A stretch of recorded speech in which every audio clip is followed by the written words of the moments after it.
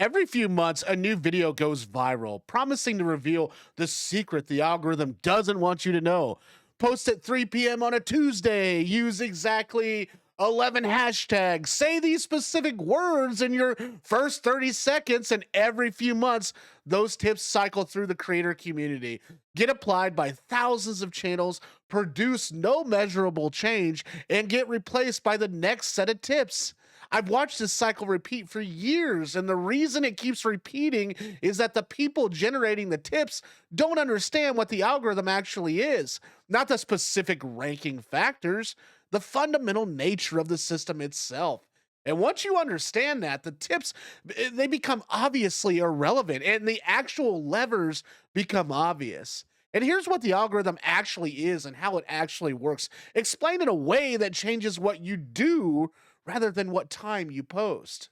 The algorithm is not a gatekeeper. The most damaging mental model in the creator community is the algorithm is a gatekeeper, a system that decides for reasons which creators get distributed and which get ignored. And this model, it leads directly to the tip chasing behavior that never works because it assumes the algorithm has preferences that can be decoded and catered to through surface level optimizations. You know, and the algorithm, it is not a gatekeeper. It is a matchmaker. Its entire function, and its only function, is to connect content with the viewers most likely to watch it, enjoy it, and continue watching on the platform afterwards. It has no aesthetic preferences. It has no favoritism towards big channels, except as big as channels have more data available to inform better matching. It does not care about upload frequency, your hashtags, your video length, or posting time in any meaningful way. It cares about one thing: accurately predicting which specific viewer will enjoy which specific piece of content, and then showing that viewer that content. Everything that follows from this understanding is more useful than any tip listed ever complied. And what the algorithm actually measures, the matchmaker model tells you immediately what data. The algorithm needs to do its job, signal about who your content is for and how much those people enjoy it. Click through rate is the first signal. When YouTube shows your thumbnail and title to a sample audience and how many of them click, a high CTR tells the algorithm that the presentation of your content is an accurate promise. And the combination of visuals and text creates an expectation that enough people want to fulfill to click.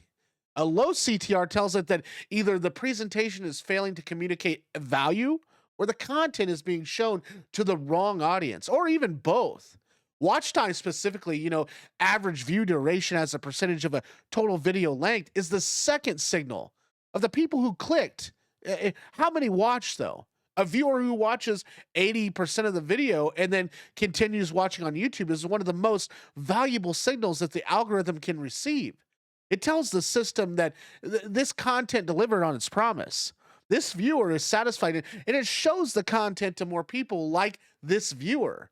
A viewer who clicks and leaves after 45 seconds sends the opposite signal, regardless of how good the video actually is. And post watch behavior is the third signal, and the one most creators never think about. After watching your video, does the viewer continue watching on YouTube, or do they close the app?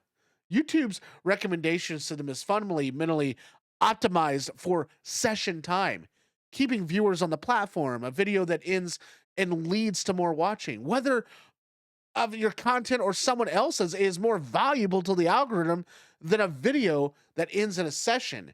This is why end screens that direct viewers to another video from your channel matter, not as a formality, but as a meaningful behavioral signal about your content's ability to generate continued engagement. The audience profile the algorithm builds. Here's the specific mechanism most creators never fully understand. And YouTube builds a viewer profile for every piece of content you publish based on who watches it. And that profile age range, geographic, distribution, interest clusters, the viewing habits, device type, the time of day is what the algorithm uses to find new viewers to show your content to. And when your content is highly specific and consistent, The viewer profile that emerges across your video clusters tightly, and the algorithm sees a clear pattern. Your content reliably attracts a defined type of person when defined interest and defined viewing behavior. And with that pattern established, it can confidently show your content to new people who match the profile.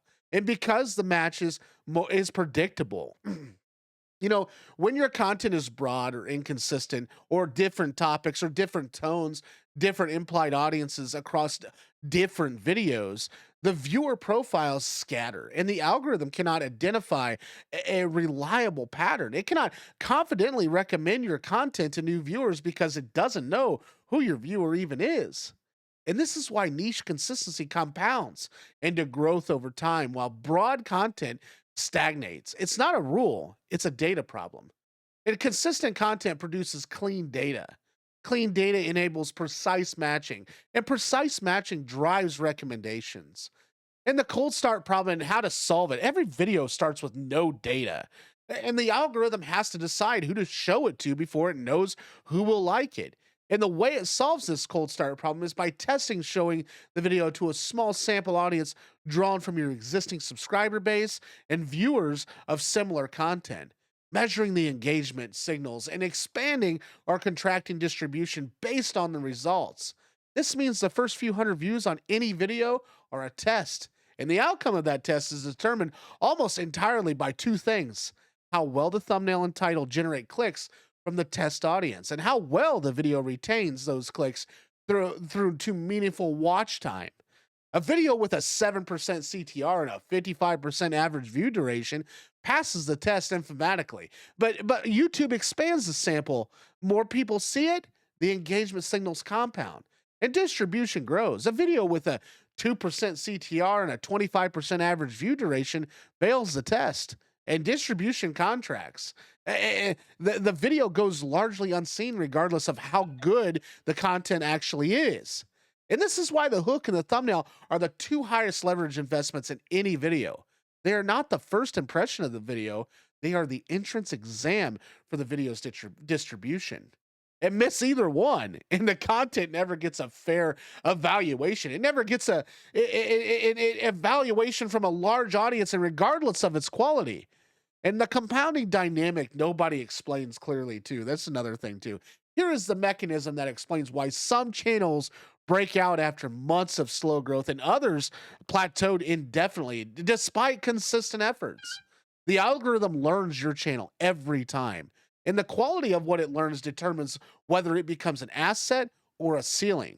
A channel that publishes a specific content, a specific audience builds a recommendation profile that becomes more accurate and more confident with every video. And the algorithm models of who watches this channel becomes cleaner and more predictive over time. As that model improves, though, the algorithm can recommend new videos to cold audiences with higher confidence because it has a reliable track record of what the type of person enjoys the channel's content. And the recommendations become more aggressive because the risk of a bad match is lower. A channel that publishes an inconsistent content builds a muddled recommendation profile, and the algorithm's model is noisy and unreliable.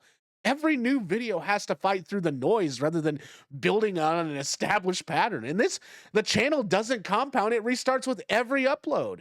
And the practical implication is that the first 30 to 50 videos on a consistent channel are building the recommendation infrastructure that all future videos will benefit from. They are not just content, they are data that trains the algorithm model of who you are and who you're for.